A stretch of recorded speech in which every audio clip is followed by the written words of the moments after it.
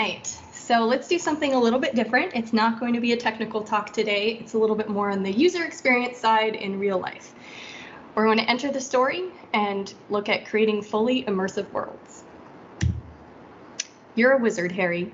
I bet you know exactly what I'm talking about when I say this line. The book and the film franchise are highly successful, but everyone wanted to be able to enter that world. And in 2010, Universal did that.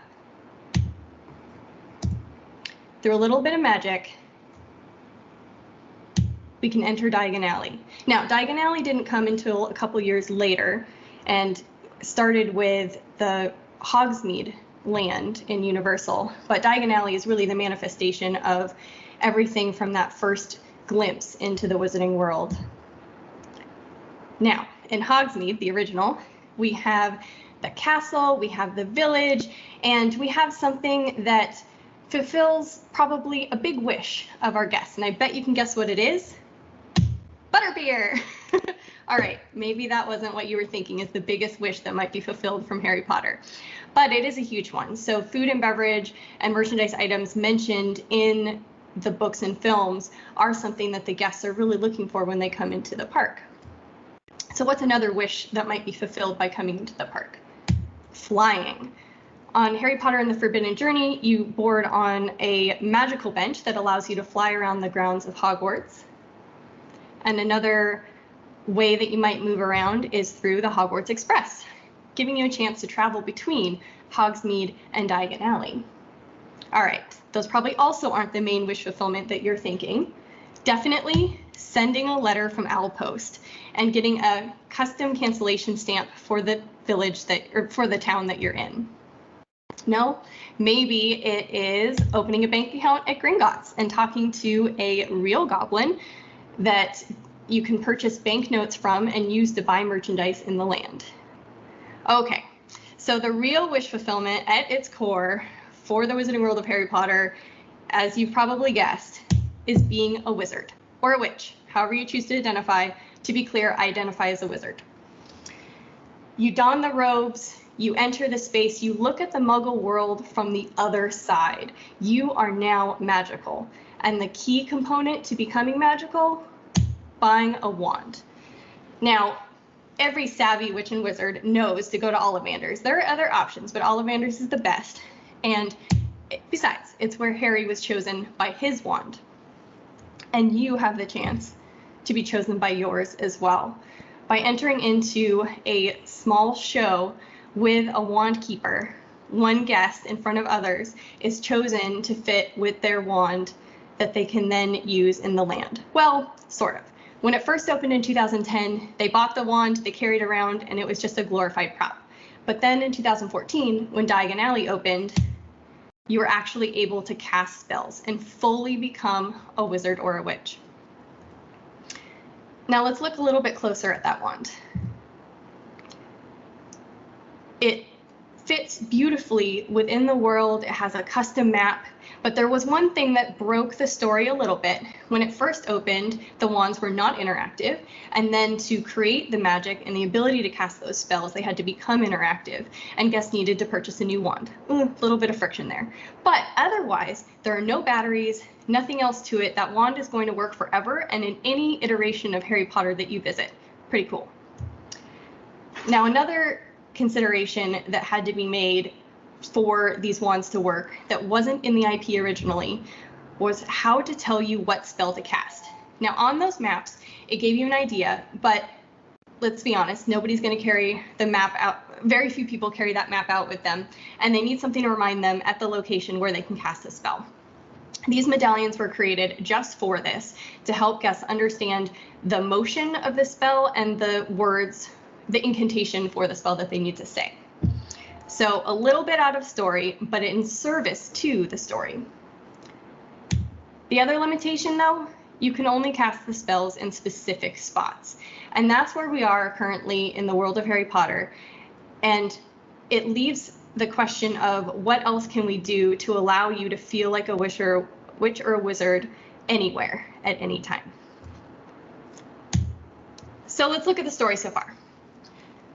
For this immersive world, its emotionally resonant narrative from a known IP that is beloved by many. It's a highly themed environment with mostly the outside world hidden from view. In Hogsmeade, you can see other things, but in Diagon Alley, you are fully immersed. There are treats that engage your taste buds, and you are eager to try them. You want to go to try that butterbeer or get that chocolate frog. There's unique transportation, being able to fly or going on the Hogwarts Express. You can dress the part, you can pick your Hogwarts house, and it allows you to fit in that world. And that core wish fulfillment, you are a wizard in designated locations. We anchor you into the world with something tangible, that wand, those robes, that piece of mail that you can send at Outpost, and avoid most contradictions, suspending disbelief when it serves the experience. So putting in those medallions or other things to help you feel more immersed in the world, even if they actually weren't from the original story. But I would love to dive deeper into the story. So let's look at another example of an immersive world in theme parks in a galaxy far, far away. So we are traveling to Galaxy's Edge, the Blackspire Outpost, which is a world within Star Wars, but a brand new area that isn't in the previous films. So it's something that is somewhat unknown to guests. But let's see if it has some familiar things, just like in the Wizarding World of Harry Potter. So first thing I always think of, food. There are some things that you might think of wanting to try, or at least being curious about, like blue milk, and then other specialty items that are created just for that world. But all of it adds to the immersion that this is a real cantina that you are entering. And the next thing, transportation. But not only are we getting onto the Millennium Falcon, this time we're engaging with it and able to pilot or engineer along for the ride. And looking at another wish fulfillment of being a part of that world, guests are able to dress in different costumes, but most of them make their own because there isn't a predetermined look like in Harry Potter where you would want to have the specific house robe. And you can interact with the land too. In this instance, you're using your phone, which has a datapad app, to solve puzzles and activate droids and go around the land as if you are a part of a different, like the Resistance or a different group. But when we think about Harry Potter compared to Star Wars, I think the biggest thing is what is the object that everyone wants to hold? The lightsaber.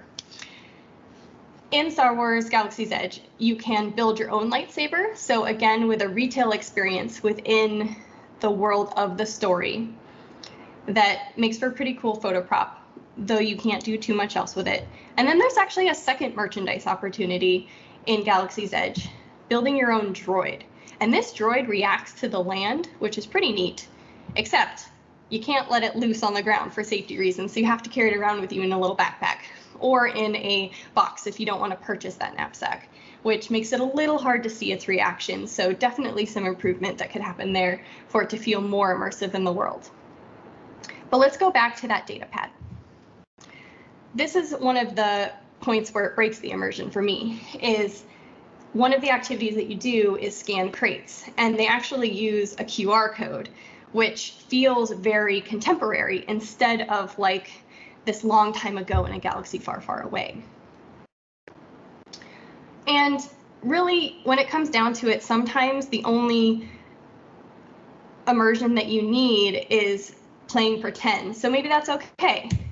Like going on this speeder, you want to pretend that you are a part of the world and that you are moving through it. So Galaxy's Edge is doing something cool that hasn't opened yet, which is allowing you to not only get on a large ship, but stay there for the night, for 2 nights, and have a cruise style experience on the land or in the stars, if you're thinking about the story. You have your own cabin and you are fully immersed in this story for multiple days, giving you the chance to explore in a way that we haven't really seen in too many of the theme park lands prior to this. All right, so let's look at this world and how it is expanded and how it compares.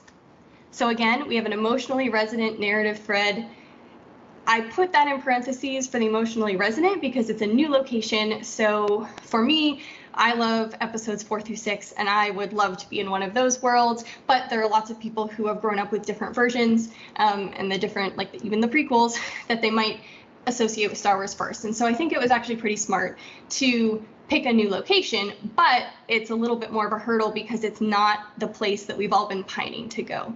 It's a brand new spot. It's highly themed. It is completely hidden from outside view, and there are plenty of treats, as we looked at, for you to try, or at least be curious about. Unique transportation, the Millennium Falcon, that you can actually interact with. Dress the park, make it unique. You belong in Galaxy's Edge when you visit here. And the core wish fulfillment, join the Resistance, own a lightsaber, go to space. A little bit less clear than Potter. It's really just be immersed in the world of Star Wars. But you are anchored into the world with tangible things like lightsabers and droids. You just can't use them right now. Again, it's avoiding most contradictions, suspension of disbelief when it serves the experience. But you get to dive deeper into the story than in Wizarding World of Harry Potter, and even spend the night once the Galactic Star Cruiser opens. So the next thing I would probably want to see here is, how do I become a local? I'm not just visiting, I want to be a local there. So new adventures into the Old West. Not this Westworld though. Let's get a little bit more family friendly and go to Knott's Berry Farm. This experience is called Ghost Town Alive, and it is located in the town of Calico, which is a real ghost town that was relocated into the theme park long ago and is brought to life by this limited time annual event where a story takes place each day, repeating over and over again for the entire summer, and then a new story happens the next summer. So one of the first things that you might notice when you look at this environment is, yes, there are a lot of authentic ghost town buildings around, but you can actually see the iron roller coaster rides that have grown up around this town in the background. So not quite as immersive visually, but definitely when it comes to the actors and the story. Okay, but let's talk about my favorite subject, food. Do they have special food? No. But luckily they have some plant-based options, so these are actually fake chicken nuggets. But other than that, it's your standard theme park fare. So a little bit of a miss on that mark. But when we talk transportation, we have authentic trains and stagecoaches, things that you actually get on as a guest and the characters interact with during the day.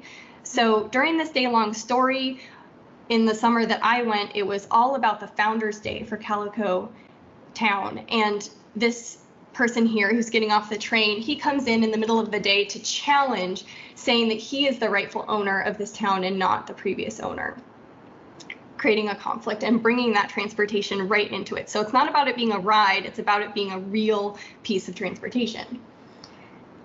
Other ways that this is a very alive, breathing land is that it's not just the actors that are fully dressed in the time period appropriate attire. And yes, we saw in Harry Potter and Star Wars that people get really excited and they dress up in costume. But this kid right here, not only is he in full themed costume, I learned when I talked with him that he came almost every day that summer. So he was reliving the same story over and over again so that he could be a part of the town of Calico. And he almost felt like he was another actor, and all of the actors knew him, even though he was a paying park guest. So some ways to keep the story alive throughout the day are actually super low tech for them. So we don't have a datapad app, we don't have a hidden magical system, we have newspapers, we have word of mouth, we have bringing people together for single events. And these newspapers are not just something that are pre-printed and handed out. They actually change throughout the day based on what people find out in the town and they tell to the reporters, and then their names might even get printed in there. And then it's a keepsake for them to have for the rest of their visit and for their memories beyond. And it's personalized. You are asked to draw a wanted poster for that gentleman that we saw getting off the train. And post it up for all of the other theme park guests to see, and you can keep it at the end if you want, but it's a way for you to feel like you are part of the world. You are a citizen in Calico. You are not just visiting, and you are helping track down this wanted person. And here's a picture from my own visit where I was able to participate in a shoot-off in the little pretend shooting gallery and win a ribbon and a certificate. Again, super low-tech ways to bring us completely into that world. All right, so let's talk about breaking immersion just a little bit. One of the features that Ghost Town Alive has is the ability to get special mustaches painted on.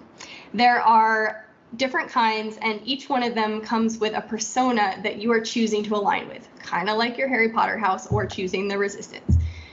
You are picking one that might say that you're a little bit more nefarious, and that means that the actors are going to react to you accordingly. Is it weird that you're getting a mustache painted on? Maybe, but is it okay because it's in service to the story? Yeah, it's a low-tech way to interact with the actors and have them know what you've aligned yourself to, which is very fascinating.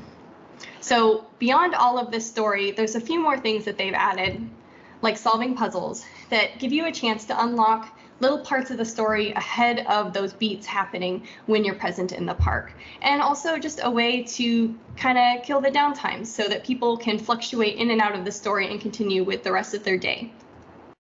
But I think the biggest thing that struck me about this particular experience was the actors and how they made everything feel real and everyone feel welcome.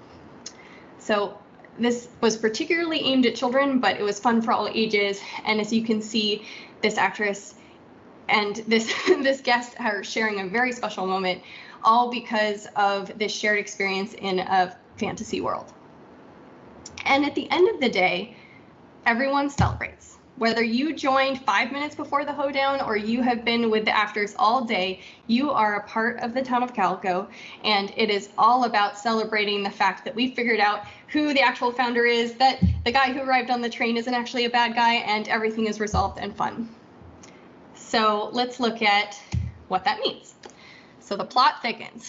Again, we have an emotionally resonant narrative thread, which is of a general IP, the Wild West, and it's an authentic themed environment, but outside world is completely visible. It doesn't hit the mark on food, which is important, but at least they had options. It has authentic transportation that's actually a part of the story. You are highly encouraged to dress the part because you live here in the town of Calico. The core wish fulfillment is to live in the Old West, but a safer, cleaner, happier version, hopefully not Westworld, at least for me. And you can anchor yourself in the world with something tangible like those newspapers or even little tokens that you might win playing poker. It avoids most contradictions, but there's definitely some suspension of disbelief in service of the story, and you do get to dive deeper into a day-long story and even solve puzzles. But no spending the night in this land. Even if they put you in jail, they'll let you out before the end of the day. You get to become a local. You interact with other guests and amazing actors who remember you, and you celebrate with everyone at the end of your journey. But I still want more.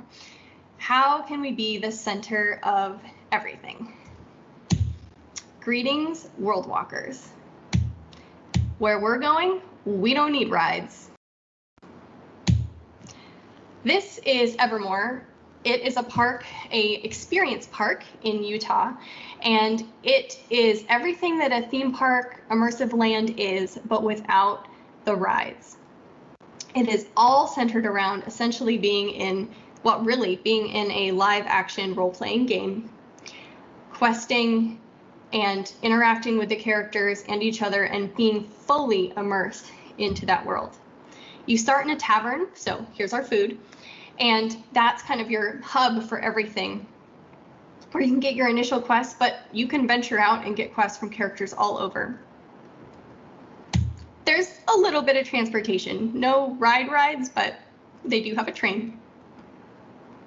But the core of it is the people. And you are encouraged to come up with your own character. So in some of our other worlds, you are you visiting the world. In Evermore, I would say that you are choosing a character, much like you would in Dungeons and Dragons, and a persona. I mean, you can be yourself as well, but it is very much an epic fantasy style world. And it's a completely original story. So it lives within its own lore and doesn't rely on previous knowledge before you've arrived, which is a big hurdle, but also extremely exciting because it can be more malleable as people come and explore the park, and it might grow and adapt over time. It's also a little bit lower tech in that when you go on quests, you have paper given to you, but fits perfectly within that world to keep it that way. And again, a newspaper that ties the story of the day together and fills you in, because in this one, the story keeps going, unlike Ghost Town Alive, which is the same story each day. As you progress on these quests, you will encounter different characters, but I want to stare at this picture for a little bit, because the first thing I look at is that magnificent character, and then I realize there's scaffolding in the left side right behind that, the creature. So Evermore is not the same, does not have the same benefit that Universal and Disney have of gigantic budgets. And they actually had to open their park before they were done.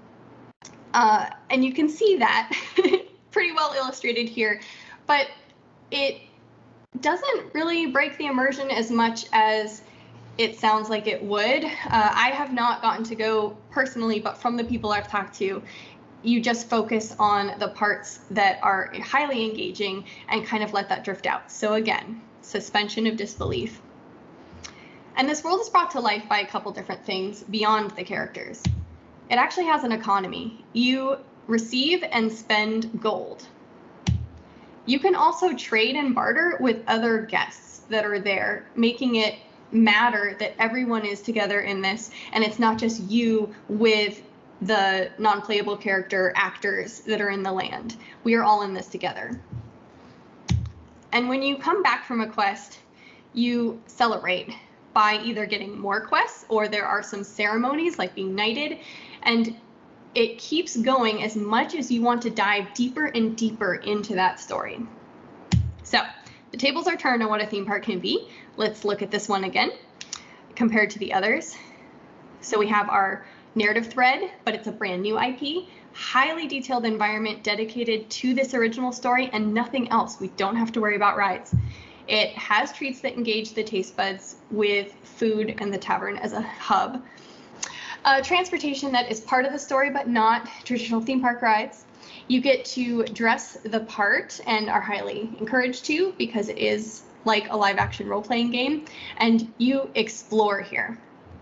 Your core wish fulfillment, going on quests, being able to solve those puzzles, unlocking in those mysteries, meeting those characters, finding out the secrets, and even getting to do some darker quests for this particular world. We anchor into the world with something tangible again, so that we can get caught up in the story. I mean, lots of tangible items. We try to avoid contradictions, suspend disbelief. We dive even deeper into an interwoven story, earning gold, spending gold, but you're still a visitor.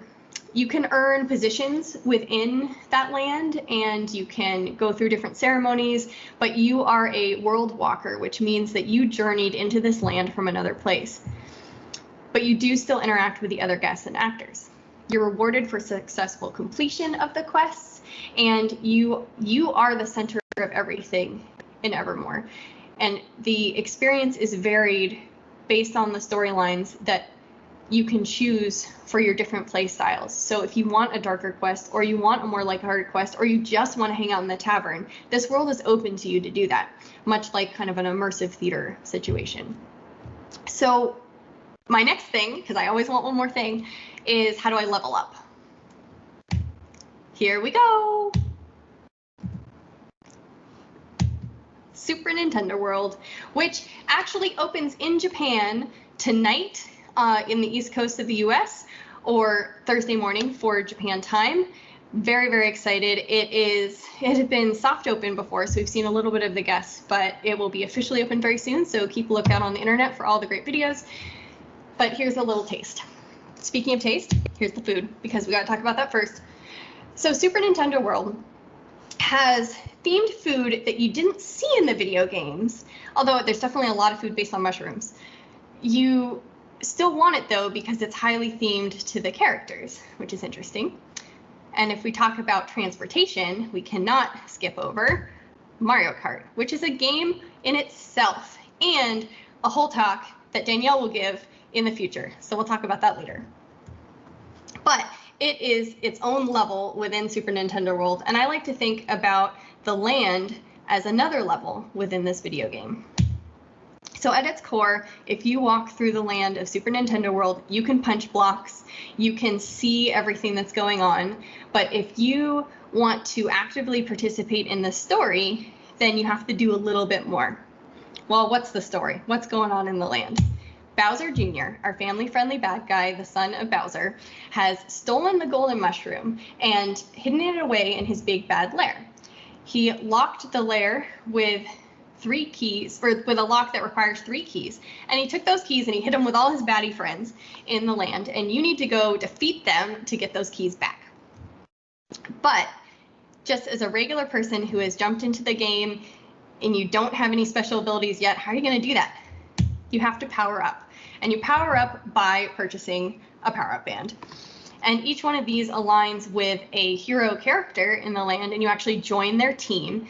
And not only are you competing in your own personal game, but you actually are helping out that hero character's team for the entire time that you're playing. So what do you do after you get that band? There are the key challenges to get the keys back so that you can take the golden mushroom from Bowser Jr. So this is an example of one. This is Miyamoto-san playing the Koopa Troopa game. And you also can, beyond just playing these games in the land, you can then take your band and tie it into the mobile app, which is not a game, and that's pretty important. It's actually like a pause screen. So it contains your activity map of all the different things that you can do, and your stamps that you've collected, the coins that you've collected. It's really a way for you to hit pause on your video game and see what's going on, and then go back and focus on the real world, because we're here to play a video game in a physical space, not to sit in front of a screen, which is what we can do when we engage with Mario at home. This is a new way to engage with Mario. But beyond the collection and figuring out the different activities to do, it's still a game. There's still a little bit of competition, and that's where leaderboards come in. So you have a chance to see where you rank up against every other player, because there are lots of different kinds of players. There are completionists, and there are competitive players, and everything in between. All right, so we did all that stuff in the land. We've got the keys. We've earned coins. Didn't I say we were going to get that golden mushroom back from Bowser Jr.? Yes. So there is a attraction that is not a ride-based attraction. You actually stand and play it, where you are immersed into a video game. You can jump, and you actually see yourself jump extra high. You can fight against Bowser Jr. and ultimately prevail to get that golden mushroom back. Though I didn't mention, there actually are some games in the land you can lose. This particular one, you always win, or you win better. But regardless, you can improve every single time you play. So let's take a look at how this one stacks up. Your experience is the story in this video game. A lot of the same stuff as before. Our narrative, our highly themed environment, we have food, we have transportation, but now it's actually its whole interactive game. Again, come back April 21st to hear Danielle. We dress the part, we choose a character team, we play here. The core wish fulfillment, I got a little overzealous on this, but it's really power up, and that allows you to collect coins, defeat enemies, be inside a video game. You are anchoring into the world with something tangible, and that band, you can use it as home as an amiibo. We're trying to avoid those contradictions, suspending some disbelief, but ultimately diving super deep into the story and unlocking new challenges by doing that. You are a player teamed with heroes, and you get to interact with the other guests and the characters who even know where you are in your game and might react differently. You get to celebrate your achievements on the leaderboard or just with the satisfaction of completing your stamp book. And you are the center of the game, and you're able to lose. So it's not the center of the story necessarily, but when you play the games, you bring the world to life. And if you don't play the games, then it's not a video game. It's just a series of really cool looking activities that aren't moving. And by playing, you level up again and again. So if you defeat an enemy and you go back to fight them again, they'll actually be more difficult for you to defeat, all because you played it before. So it matters that you were here. But these are all stories we want to enter. And that's my point. None of these are actually better than another. They just were ways to illustrate different parts of an immersive world, and they can all be better. We can actually improve on every single one of them, because just like our world, which is living and breathing and changing and drastically different since a year ago, these worlds also have to adapt and change over time. So what are the key characteristics that, if we boil it all down, for fully immersive worlds? They have highly detailed environments. They fulfill a core wish. They put the guests at the center. They are personalized journeys with a curated premise. So I'm going to stop on this one, where yes, it's personalized to you, but it's not open-ended, because it's kind of like going to a party where if the host doesn't set up any activities to do, you could still have a great time, but you might not. And a good host will think about all the different activities that you might do and the way you'll interact with the other people at that party. And so we do the same thing in theme parks. We think about how to curate that experience and set the stage for you to have your own story. So these fully immersive worlds also entice all of the senses. We have music, we have the visuals, we have the scents that might be pumped into the street, the food that you eat, the things that you touch, those items that are anchoring us into the world. And they invite interaction with other people and that world, so that it matters that you were there. Always trying to avoid contradictions, really getting into the details. Those little details are what make it work, and you almost honestly don't really notice them, and that's important, because if you do notice it, it probably isn't working. But you still have to balance integrating it with regular life. Themed bathrooms, pretty cool. All the signs being in a different language so you can't find the bathroom, not so cool. And as I mentioned, each one of these needs to continue to grow and expand after launch, playtesting and iterating, just like any other experience that we would think to make outside of theme parks as well. And at the base of everything, they have an underlying story that tie it all together, whether it is a full backing of books and films or a video game or a brand new premise. It all has something that it can tie back into, which makes it feel real and authentic. Okay, time for you guys to enter the story. I want to open it up for questions, or tell me about what you think an immersive world makes it successful, or something that you've really enjoyed.